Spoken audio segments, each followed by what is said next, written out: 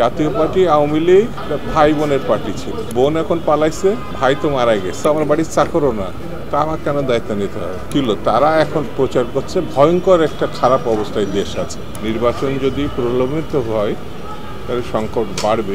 যত তাড়াতাড়ি নির্বাচন হবে দেশের যে সংকট, সেই সংকট তত লাঘব হবে।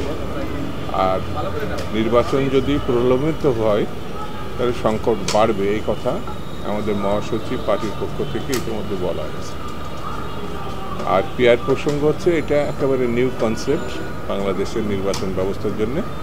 প্রচলিত ধারায় যে নির্বাচন হয় সেটা 100 বছরের একটা প্র্যাকটিস। তো নতুন পদ্ধতির যে কোনো জায়গায় যদি সংযোজন করতে হয় তাহলে জনগণকে আগে তৈরি করতে হয়।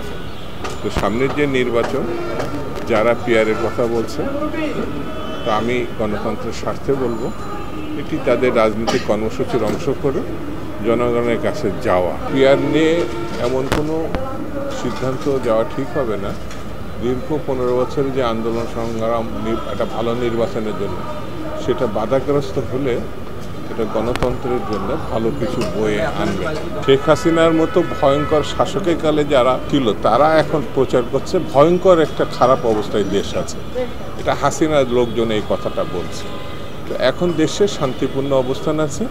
এক জায়গায় বন্ধু বান্ধব তো মারামারি হয়, ভাই ভাইও তো অনেক সময় হাতাহাতি হয়, সেটাকে বিরাট কিছু দেখানোর ব্যাপার হিসেবে সামনে আনা উচিত। আর জাতীয় পার্টি আওয়ামী লীগ ভাই বোনের পার্টি ছিল। তো বোন এখন পালাইছে, ভাই তো মারা গেছে, আর তার ছোটো ভাই তাকেও খুঁজে পাওয়া যাচ্ছে না। সেই জন্যে জাতীয় পার্টি এমন কোনো সুস্থ স্বাভাবিক কোনো রাজনৈতিক দল না, তার নিয়ে কোনো আলোচনার অবকাশ আছে বলে আমার কাছে মনে হয়। হাসিনার বিচার হলে তার দ্বিতীয় বিচারটা জাতীয় পার্টির হওয়া উচিত।